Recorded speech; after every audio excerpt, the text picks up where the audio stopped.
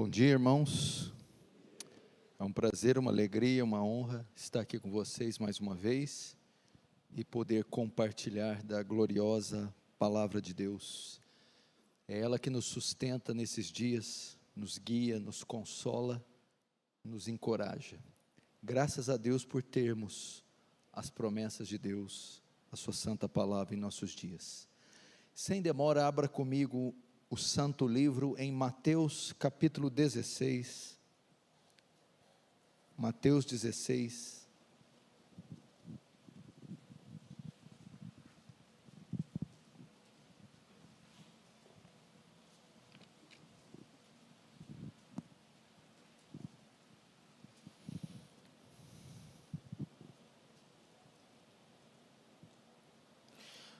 Mateus 16, verso 13, diz assim: Indo Jesus para os lados de Cesareia de Filipe, perguntou aos seus discípulos: Quem diz o povo ser o filho do homem? Eles responderam: Uns dizem João Batista, outros Elias, e outros Jeremias, ou algum dos profetas. Mas vós, continuou ele, quem dizeis que sou? Respondendo Simão, Pedro disse: Tu és o Cristo, o Filho do Deus vivo. Então Jesus lhe afirmou: Bem-aventurado és Simão Bar-Jonas, porque não foi carne e sangue que te revelaram, mas meu Deus que está nos céus. Também eu te digo que tu és Pedro, e sobre esta pedra edificarei a minha igreja, e as portas do inferno não prevalecerão contra ela. Até aí, deixa aberto, vamos estudar esse trechinho aí. Fecha apenas os olhos para mais uma oração. Senhor, o meu pedido é que tudo que sair desse púlpito seja para a sua glória, em nome de Jesus, amém. Irmãos, não tem um relógio aqui para me nortear, peraí, senão o Arival me deu míseros 30 minutos, cadê? Ah, está ali, 11h27, é benção, a gente ri para não chorar, né, pastor? Irmãos, preste atenção, nesse rápido sermão. Muitos medos e temores têm sondado nossos corações nesses dias. Com absoluta certeza, o mal está à espreita, querendo matar, roubar, destruir, na figura do nosso arqui-inimigo, Satanás. Sem dúvida, a terra nos últimos meses foi coberta por uma escuridão. A terra está assolada. E é interessante termos consciência disso. Alguns cristãos que ficam com esse negacionismo, são os cristãos triunfalistas, que querem ignorar o que está acontecendo. Nós não podemos ignorar. São, de fato, dias maus, e todas as camadas da sociedade estão sendo afetadas por esses acontecimentos, e os crentes têm problema com isso. Eclesiastes fala assim, tudo fez Deus formoso no seu devido tempo, há tempo de sorrir e tempo de chorar. Eu não tenho nada contra sorrir, festa, comer, divertir, lazer, mas agora não é o tempo. Temos que respeitar as estações. Agora é tempo de chorar, é um tempo angustioso, isso é fato. E nós enfrentamos dois inimigos poderosíssimos: a morte e o diabo. Estão assolando esse mundo. E a pergunta que vem diante desse turbilhão, que essa crise, ela já é histórica, ela é uma das maiores da humanidade, em termos de tempo. A pergunta é: será que venceremos? Alguém podia só me dar um pouquinho de retorno aqui a mais? Será que venceremos? Será que atravessaremos tudo isso? E se nós sucumbirmos? E se a nossa fé esmorecer? E se nós recuarmos? E se a provação for tão intensa, que nós não possamos, que nós tombamos diante dela? Eu quero dizer para você, que este texto que eu li, nos garante a vitória. Este texto que eu li, sugere que a igreja de Cristo é vitoriosa, inabalável, e escute o que eu vou dizer, indestrutível.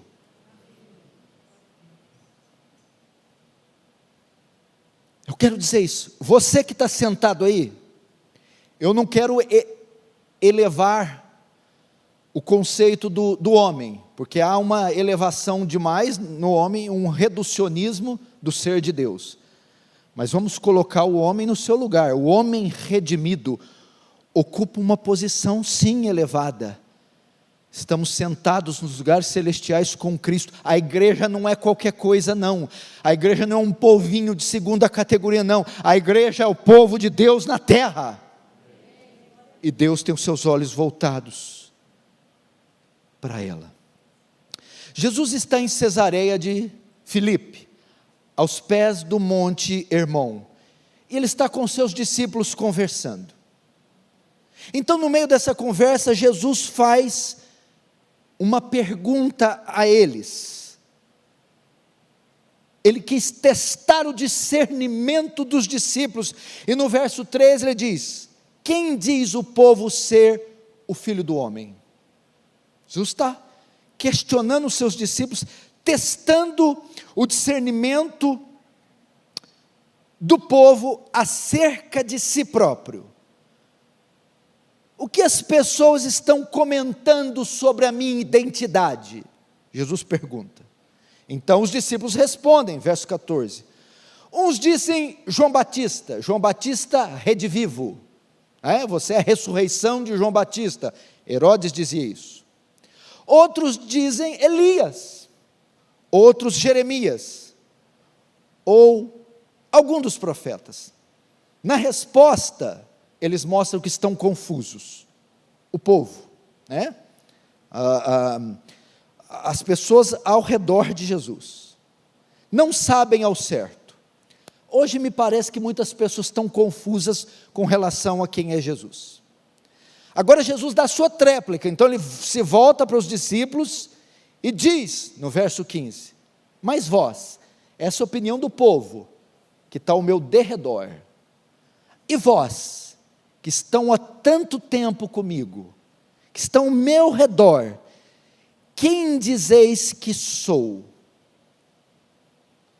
Pedro então se levanta, em nome do grupo, como sempre fazia, e responde no verso 16, tu és o Cristo, o Filho de Deus, tu és maior que João, mais poderoso que Elias, mais santo que Jeremias.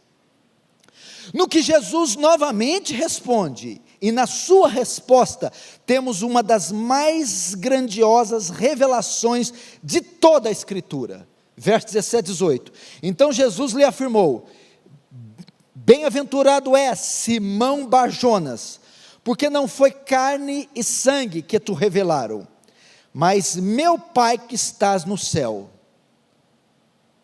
Então aqui já mostra, nós temos aqui uma menção da graça irresistível, da soberania de Deus, que mostra que ninguém pode ir a Deus se Deus não levar, não conduzir, não revelar.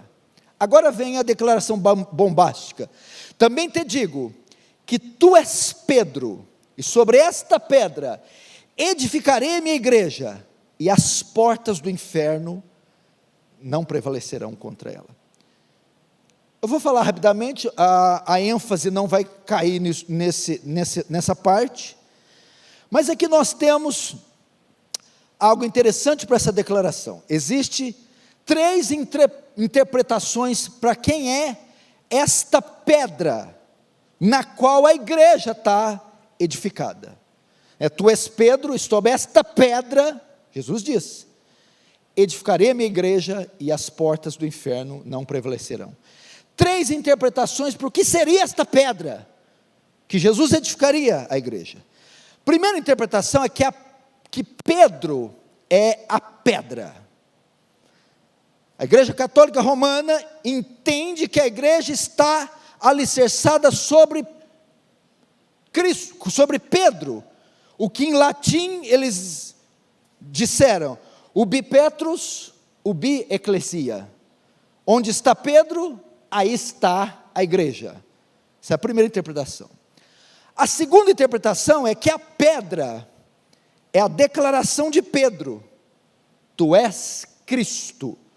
Então, a igreja seria edificada sobre a declaração de Pedro.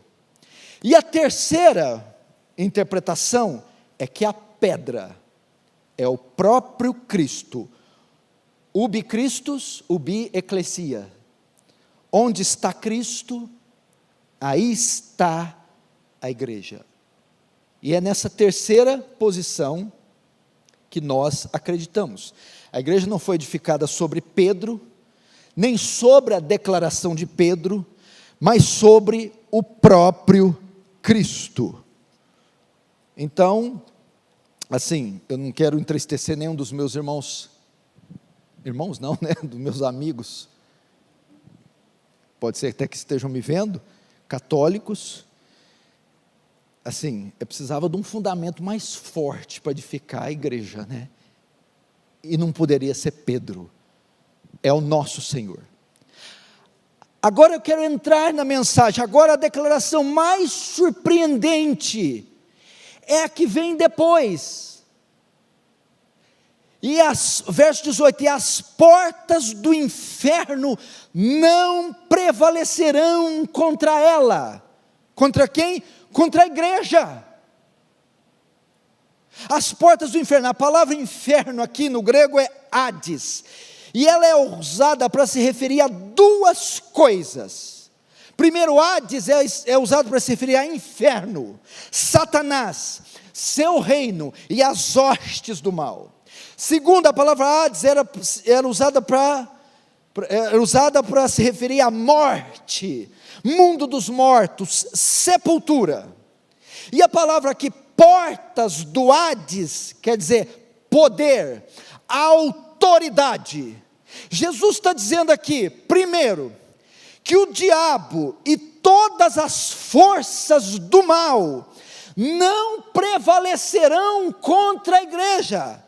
Ou seja, os poderes do inferno, os poderes malignos, os principados e potestades, dominadores, toda a horda do inferno, cada anjo caído junto, concentrado contra a igreja, não vai prevalecer.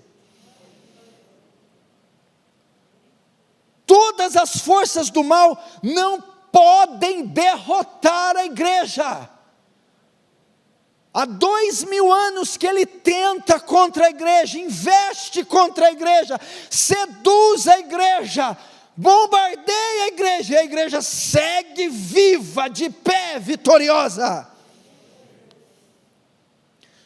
Não podem derrotar, não podem acabar com ela. Segundo, a morte, nem o diabo, nem tampouco a morte. O nosso destino final não é uma tumba fria, não é morreu e acabou, game over. A morte não tem a última palavra. Nós estamos vivendo um tempo, como eu disse, as trevas e o poder do mal. É impressionante como a pandemia revelou a maldade do coração humano. É impressionante como ela botou para fora todo o fel de iniquidade do gênero humano. E você tem visto homens, instituições, governantes fazendo coisas inimagináveis. E muitos deles seduzidos pelo seu pai, Satanás. Da mesma forma, no mesmo momento em que a morte vem como rolo compressor e ceifa milhares, dezenas, centenas e milhões de pessoas nos últimos meses. Mas Jesus disse aqui que tanto um contra o outro, quanto o outro, não prevalecerão contra a igreja. Agora vamos lá. Por que você, pastor, fala com tanta segurança? Onde você apoia a sua certeza que essas coisas não prevalecerão? Veja só, a minha segurança se apoia na declaração de Jesus. Por que a igreja? Porque as portas do Hades não prevalecerão contra a igreja. Não é porque a igreja é perfeita, não é porque a igreja é santa, não é porque a igreja é forte, não é. É em razão da declaração de Jesus, o quê? É em razão de onde ela está edificada. Tu és Pedro, e sobre esta pedra edificarei a minha igreja, e em razão da igreja está edificada sobre esta pedra, as portas do Hades não podem derrubá-la. Essa é a força da igreja. Por que nós ficaremos de pé até o fim? Porque o nosso alicerce, a nossa base, a nossa coluna é o Senhor Jesus Cristo. Isso é maravilhoso. Você não está seguro porque você é bom, porque você é forte, porque você entende, compreende. Não, mas é por causa daquele que te sustenta, e aquele que te sustenta não conhece a derrota.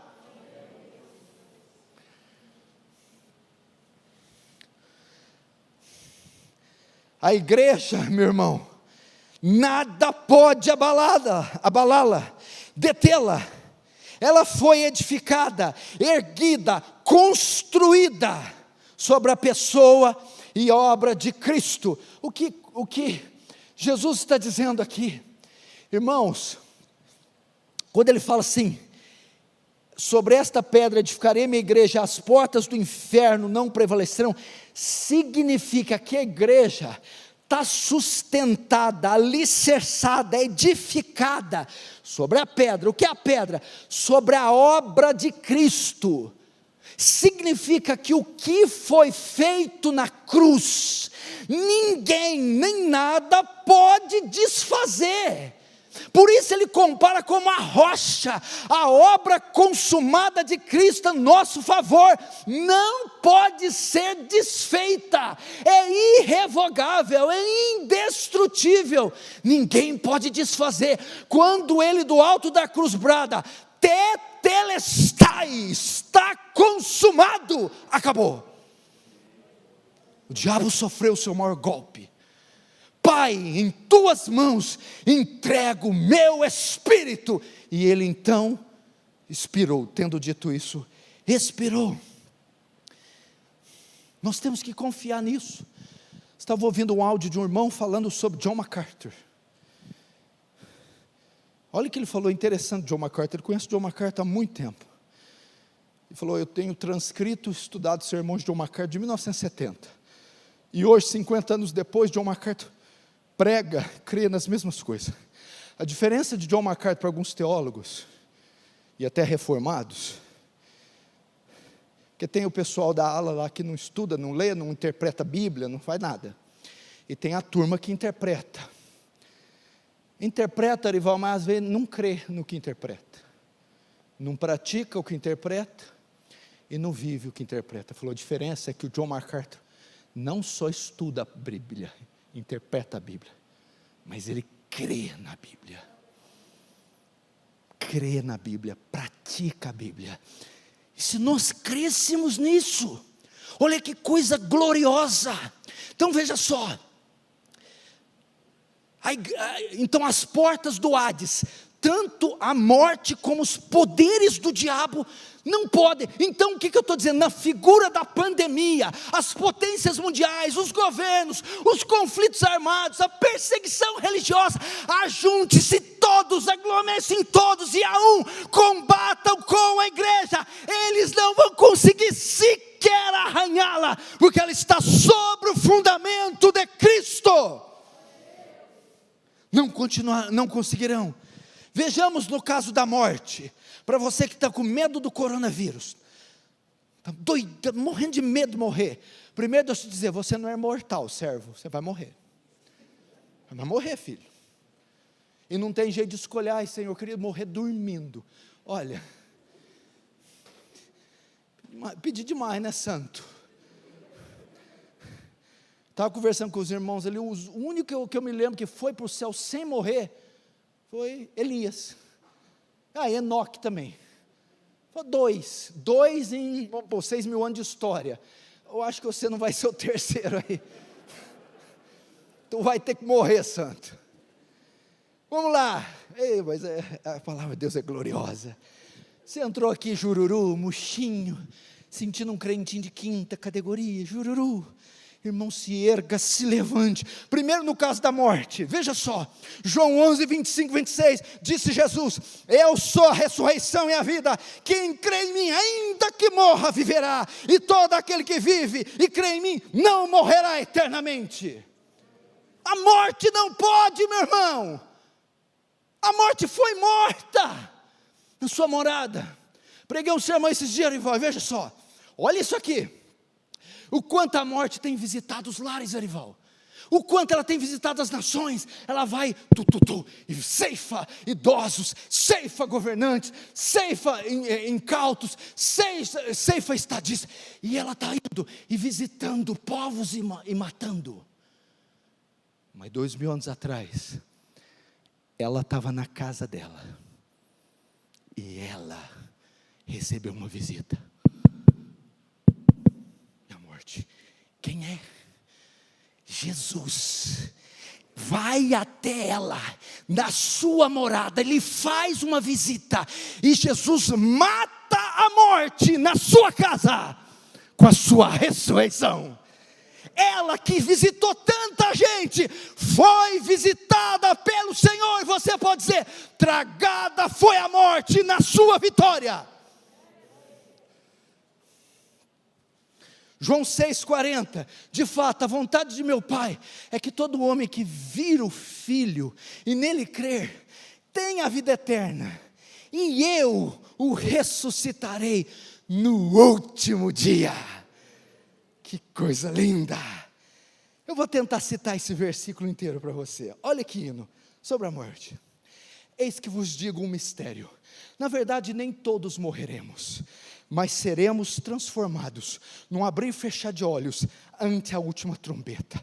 A trombeta soará e os mortos ressuscitarão primeiro, e nós seremos transformados, porque é necessário que isso que é corruptível se revista da incorruptibilidade, isso que é mortal se revista da imortalidade, e quando isso que é corruptível se revestir da incorruptibilidade, isso que é mortal se revestir da imortalidade, cumpre-se-á a palavra que diz, tragada foi a morte na sua vitória. Onde está a morte, a sua vitória? Onde está, ó pecado, o teu aguilhão? Ora, o aguilhão da morte é o pecado, e a força do pecado é a lei. Agora comigo, mas graças a Deus que nos dá a vitória por meio de Cristo Jesus.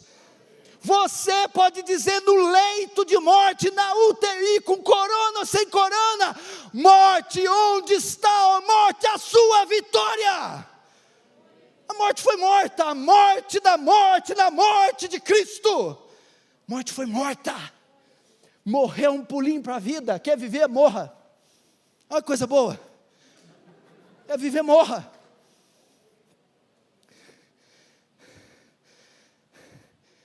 Tu és Pedro.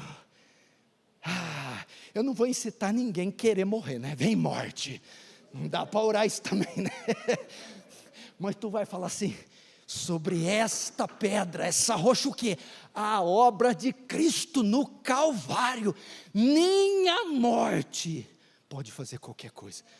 Segundo, no tocante a Satanás e o seu império. 1 João 3,8, para isso se manifestou o Filho de Deus, para destruir as obras do diabo, as portas do Hades, do inferno, venham de onde vier, não podem contra a igreja. Hebreus 2,14, visto pois que os filhos têm participação comum na carne e sangue, destes também Cristo igualmente participou, tá, para quê? Para que por sua morte, destruísse aquele que tem o poder da morte, a saber, o diabo. Olha o versículo, que ele mata a morte, na sua morte. Colossenses 2, 14 e 15, então, olha isso aqui, nós esquecemos, tendo cancelado o escrito de dívida que era contra nós, podia já parar aqui, já é motivo para avivamento, cancelou o escrito de dívida, cancelou. Você olha para o pai, entre o pai e você, não tem nada, não tem uma dívida. Crente que ora com culpa, culpa do quê? Do quê?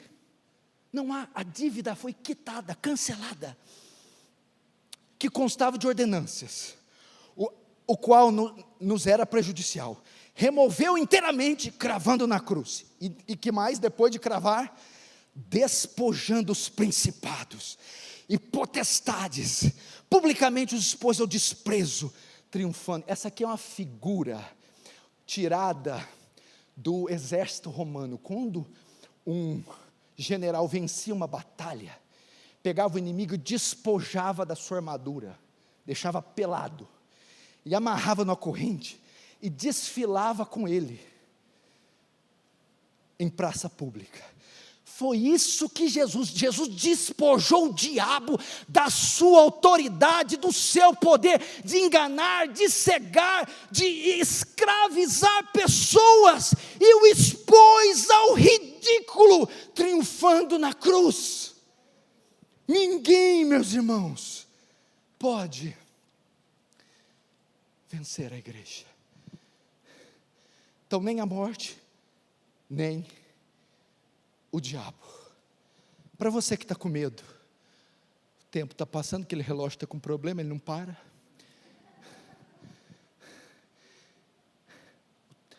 Eu quero dizer, você está seguro,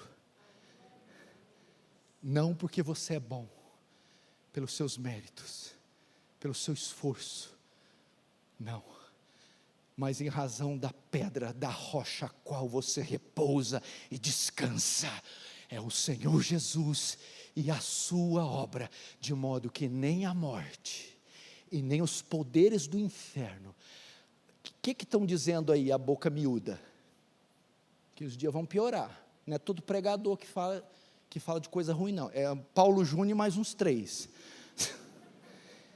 que vai vir perseguição, que vai vir criminalização do cristianismo, criminalizar, Bíblia, livro que tem discurso de ódio, vai ter que reinterpretar a Bíblia, olha as coisas que vão vir, Levítico 18 vai ter que ser reinterpretado, segundo os Coríntios 6, vai ter que ser reinterpretado, divórcio, casamento, enfim, esse tipo de coisa, vão vir. Eu não sei se um governo progressista, eu não sei se mas as forças, os impérios que conspiram contra o ungido, se reunirão para combater a igreja, mas de antemão eu quero antecipá-los, o seu ataque será inútil, porque sobre esta pedra a igreja está edificada, de forma que o inferno não vai prevalecer. Nem a morte, nem o inferno. E eu termino com o resumo do que eu preguei. Romanos 8, 33, 39.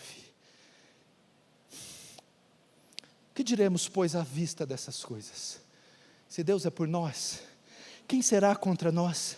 Aquele que nem mesmo seu próprio filho poupou, pois antes entregou por todos nós, como não nos dará juntamente com ele todas as coisas? Quem intentará acusação contra os escolhidos de Deus?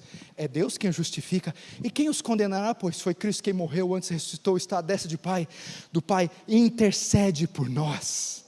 Quem nos separará do amor de Cristo? Será tribulação, angústia, perseguição, fome, nudez, perigo ou espada? Por amor de ti, como está escrito, somos entregues à morte o dia todo. Fomos reputados como ovelhas para o matador. Mas em todas essas coisas, somos mais que vencedores. Por quê? Por causa da rocha que estamos edificados.